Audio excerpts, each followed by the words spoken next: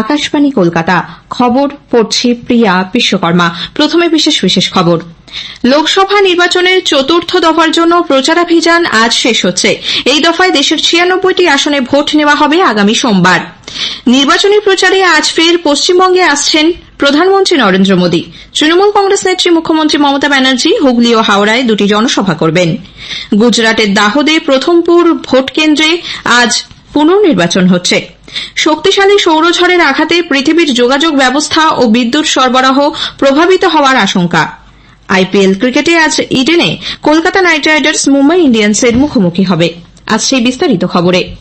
চতুর্থ দফার লোকসভা নির্বাচনের প্রচার পর্ব আজ বিকেলে শেষ হচ্ছে। এর সঙ্গেই শুরু হবে সাইলেন্স পিরিয়ড। এই দফায় দেশের ৯৬টি আসনে ভোট নেওয়া হবে আগামী সোমবার। এর মধ্যে রয়েছে পশ্চিমবঙ্গের ৮টি আসন: বহরমপুর, কৃষ্ণনগর, রানাঘাট, বর্ধমান পূর্ব, বর্ধমান দুর্গাপুর, আসানসোল, বীরভূম ও বোলপুর।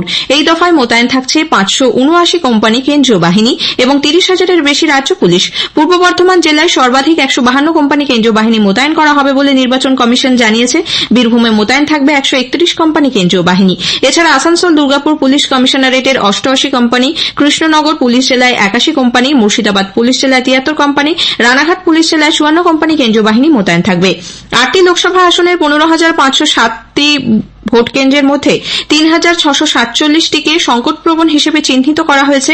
বোলপুরে রয়েছে সবচেয়ে বেশি ৬৫৯টি সংকটপ্রবণ ভোট কেন্দ্র।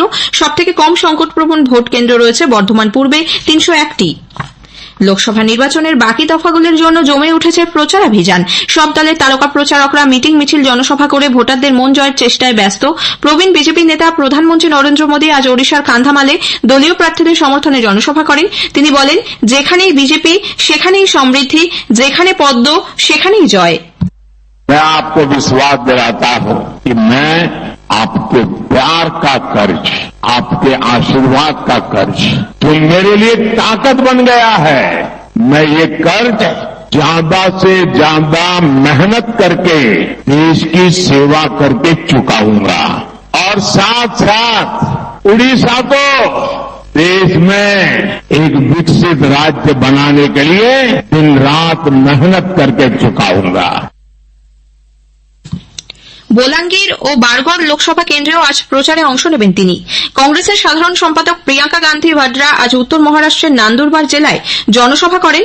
বিজেপির তীব্র সমালোচনা করে তিনি বলেন कि हमारा काम है, हमारा धर्म है आपकी सेवा करना। हमारा दायित्व है कि हम आपके बीच आए और ये समझे कि आपका जीवन क्या है। लेकिन भाजपा की एक विपरीत विचारधारा है, आपकी संस्कृति को समझती नहीं है, आदर नहीं करती। जहाँ जहाँ मौका मिलता है वो आपकी संस्कृति को बदलने की कोशिश करते हैं।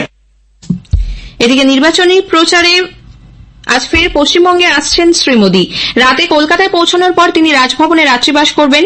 আগামীকাল তাঁর পরপর 4টি জনসভা রয়েছে। ব্যারাকপুরের বিজেপি প্রার্থী অর্জুন সিং এর সমর্থনে জগদ্দলে প্রধানমন্ত্রী প্রথম জনসভাটি করবেন। এরপর হাওড়ার পাঁচলা, হুগলির চিনসুরা ও পুরসুরায় পরপর 3টি জনসভায় ভাষণ দেবেন প্রধানমন্ত্রী। এদিকে প্রধানমন্ত্রীর সফরকে কেন্দ্র করে কঠোর নিরাপত্তার ব্যবস্থা করা হয়েছে। আজই রয়েছে আইপিএল এর খেলা। কলকাতা পুলিশ জানিয়েছে আজ বিকেল 5:30 থেকে রাত 10টা পর্যন্ত উল্টোডাঙ্গা ফ্লাইওভার, ইএম বাইপাস, মা flyover, hospital road, Khidirpur road, red road এবং রাজভবনের দক্ষিণ গেটের কাছে থাকা রাস্তায় যান চলাচল নিয়ন্ত্রণ করা হবে। এইসব রাস্তাগুলিতে নিয়ন্ত্রণ করা হবে পণ্যবাহী যান চলাচল। আগামীকাল সকাল 9:45 থেকে দুপুর 1টা পর্যন্ত থাকবে বিধিনিষেধ। আজ সকাল 6টা থেকে আগামীকাল রাত 10টা পর্যন্ত রাজভবনের চারদিকের রাস্তায় সব ধরনের পণ্যবাহী গাড়ি চলাচল নিষিদ্ধ করা হয়েছে। এদিকে তৃণমূল কংগ্রেস নেত্রী মুখ্যমন্ত্রী মমতা ব্যানার্জি আজ দুটি জনসভা করবেন। প্রথম সভাটি হবে হুগলির সপ্তগ্রামে, এরপর তিনি হাওড়ার ডোমজুড়ে সভা করবেন। অন্যদিকে দলের সর্বভারতীয় সাধারণ সম্পাদক অভিষেক ব্যানার্জি আজ উলুবেড়িয়া ও বর্ধমান দুর্গাপুর লোকসভা কেন্দ্রে প্রার্থীদের হয়ে দুটি প্রচার সভায় যোগ দেবেন। বিরোধী দলনেতা শুভেন্দু অধিকারী আজ পূর্ব বর্ধমানের রায়না এবং কালনায় প্রচার করবেন। বর্ধমানের রাজবাড়ী থেকে বীরহাটা পর্যন্ত মিছিল করবেন বিজেপির রাজ্য সভাপতি সুকান্ত মজুমদার। বিজেপি নেতা ত্রিপুরার মুখ্যমন্ত্রী মানিক সাহা আজ বীরভূমে একটি জনসভা, একটি রোড শো করার কথা। আইএসএফ বিধায়ক নওশাদ সিদ্দিকী আজ শ্রীরামপুর লোকসভা কেন্দ্রে 3টি জনসভা করবেন। পশ্চিমবঙ্গে চক্রান্ত করে মহিলাদের দিয়ে মিথ্যে অভিযোগ করানো এবং মহিলাদের অসম্মান করার অভিযোগে বসিরহাট লোকসভা কেন্দ্রের বিজেপি প্রার্থী রেখা পাত্রর বিরুদ্ধে সন্দেশখালী থানায় এফআইআর দায়ের করা হয়েছে। এই চক্রান্তে সামিল হওয়ার অভিযোগে বিজেপির মণ্ডল সভাপতি গঙ্গাধর কয়াল ও শান্তি দলুইয়ের বিরুদ্ধেও এফআইআর দায়ের করেছে পুলিশ। গঙ্গাধরকে তলব করে ইতোমধ্যেই তাঁর বাড়িতে নোটিশ পাঠানো হয়েছে। স্থানীয় মহিলাদের একাংশ অভিযোগ প্রত্যাহার করতে চাওয়ায় কয়েকজন বিজেপি নেতা তাদের হুমকি দিচ্ছেন। এই অভিযোগে বেশ কয়েকজন বিজেপি নেতার বিরুদ্ধেও মামলা রুজু করা হয়েছে বলে খবর। এর আগে সাদা কাগজে সই করিয়ে স্থানীয় তৃণমূল কংগ্রেস নেতাদের বিরুদ্ধে মহিলাদের দিয়ে মিথ্যে অভিযোগ করানো ও ভীতি প্রদর্শনের অভিযোগে বিজেপি নেত্রী পিয়ালি ওরফে মাম্পি দাসের বিরুদ্ধে পুলিশ এফআইআর করে। গুজরাটের দাহোদ লোকসভা আসনের প্রথমপুর ভোট কেন্দ্রে আজ পুনর্নির্বাচন হচ্ছে। সকাল 7টায় ভোট গ্রহণ শুরু হয়, চলবে সন্ধে 6টা পর্যন্ত। মহিসাগর জেলার সন্তরামপুর তালুকের প্রথমপুরে 7ই মের ভোটে অনিয়মের অভিযোগ ওঠায় নির্বাচন কমিশন পুনর্নির্বাচনের নির্দেশ দেয়। একটি ভাইরাল হওয়া ভিডিওর প্রেক্ষিতে ওই কেন্দ্রের রিটার্নিং অফিসার অনিয়মের রিপোর্ট জমা দেন। 4 ভোটকর্মী সহ 6 জনকে ওই ঘটনায় সাসপেন্ড করা হয়েছে। জম্মু কাশ্মীরের দক্ষিণ কাশ্মীরের শোপিয়ান জেলা থেকে পুলিশ আজ সন্ত্রাসবাদী কার্যকলাপের সঙ্গে যুক্ত 2 জনকে গ্রেপ্তার করেছে। শোপিয়ানের মানিকচকের একটি চেকপোস্টে পুলিশ, রাষ্ট্রীয় রাইফেলস এবং সিআরপিএফ যৌথভাবে তল্লাশি চালানোর সময় সন্দেহভাজন এই 2 সন্ত্রাসবাদীকে গ্রেপ্তার করে। এদের কাছ থেকে বেশ কিছু আপত্তিকর সরঞ্জাম ও নথি উদ্ধার করা হয়েছে। এ বিষয়ে অনুসন্ধান চলেছে। খবর শুনছেন আকাশবাণী কলকাতা কেন্দ্র থেকে। পৃথিবীতে শক্তিশালী সৌরঝড়ের আঘাতে গতরাতে অস্ট্রেলিয়া থেকে ব্রিটেন অবধি আকাশে মহাজাগতিক আলো লক্ষ্য করা যায়। গত 20 বছরে এই ধরনের সৌরঝড় আসেনি বলে খবর। এর ফলে পৃথিবীর যোগাযোগ ব্যবস্থা, কৃত্রিম উপগ্রহ ও বিদ্যুৎ সরবরাহ প্রভাবিত হতে পারে। মার্কিন যুক্তরাষ্ট্রের National Oceanic and Atmospheric Administration NOA এর মহাকাশ সংক্রান্ত আবহাওয়ার পূর্বাভাসে জানানো হয়েছে, সূর্যের করোনা থেকে প্লাজমা ও চৌম্বক ক্ষেত্র গতরাতে পৃথিবীর দিকে ধেয়ে আসে। পরে এটি প্রচণ্ড ভূচৌম্বক ঝড়ে রূপান্তরিত হয়। 2003 সালের অক্টোবর মাসে এই ধরনের ঝড়ের ফলে সুইডেনে ব্ল্যাকআউট হয়ে যায় ও দক্ষিণ আফ্রিকায় বিদ্যুৎ সরবরাহ ব্যবস্থা ক্ষতিগ্রস্ত হয়। এই ঝড়ের নাম দেওয়া হয় হ্যালোউইন স্টর্ম। ভারতীয় আবহাওয়া দপ্তর আইএমডি দেশের মধ্য, পূর্ব ও দক্ষিণাংশে আগামী সোমবার পর্যন্ত বজ্রবিদ্যুৎ সহ ঝড় বৃষ্টির পূর্বাভাস দিয়েছে। পশ্চিমবঙ্গ ও সিকিমে বিক্ষিপ্তভাবে হালকা থেকে মাঝারি বৃষ্টির সঙ্গে 40 থেকে 50 কিলোমিটার প্রতি ঘণ্টা বেগে ঝোড়ো হাওয়া বয়ে যাবে। বিহার, ঝাড়খণ্ডেও পরিস্থিতি মোটামুটি একই রকম থাকবে। এদিকে গাঙ্গেয় পশ্চিমবঙ্গে আজ ভারী বৃষ্টি হবে বলে জানিয়েছে আবহাওয়া দপ্তর। দিল্লিতে গতরাতে প্রবল ঝড়ে গাছ পড়ে 2 জনের মৃত্যু হয়েছে, আহত 6 জন। অন্যদিকে বাড়ি ধসে 17 জনের আহত হওয়ার খবর মিলেছে। 50 কিলোমিটারের বেশি বেগে ঝোড়ো হাওয়া বয়ে যাওয়ায় বহু গাছ ভেঙে পড়ে, রাস্তায় গাছ পড়ে ব্যাহত হয় যান চলাচল। খারাপ আবহাওয়ার জন্য 9টি বিমান জয়পুরে ঘুরিয়ে দেওয়া হয়। আফগানিস্তানের উত্তরাংশে হরপা বানের জেরে কমপক্ষে 50 জনের মৃত্যু হয়েছে, আহত শতাধিক। তালিবান প্রশাসন সূত্রে জানা গেছে, গতকালের প্রবল বৃষ্টিতে বাঘলান প্রদেশের 5টি জেলা বিপর্যস্ত। বিপর্যয় মোকাবিলা দপ্তরের প্রধান এদাতুল্লাহ হামদর্দ জানিয়েছেন, বহু মানুষ এখনও নিখোঁজ থাকায় মৃতের সংখ্যা বাড়তে পারে। বিদেশমন্ত্রী ডক্টর এস জয়শঙ্কর বলেছেন, বাক স্বাধীনতার অর্থ কখনোই বিচ্ছিন্নতাবাদকে সমর্থন করা নয়। কানাডায় সম্প্রতি বিচ্ছিন্নতাবাদী কার্যকলাপ বিষয়ে মন্তব্য করে তিনি বলেন, বিচ্ছিন্নতাবাদী এবং চরমপন্থী শক্তি যারা হিংসাকে সমর্থন করে, কানাডার রাজনীতিতে তারা গুরুত্ব পাচ্ছে। গতকাল একটি সংবাদ সংস্থার সঙ্গে আলাপচারিতায় ডক্টর জয়শঙ্কর বলেন, এ বিষয়ে কানাডা প্রশাসনের সঙ্গে ভারত কথা বলতে চাইলে তারা বাক স্বাধীনতার বিষয়টি তুলে ধরে।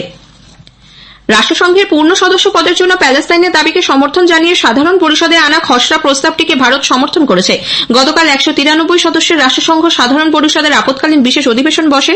সেখানে প্যালেস্তাইনের পূর্ণ সদস্য পদের জন্য সমর্থন জানিয়ে প্রস্তাব আনে আরব গোষ্ঠী।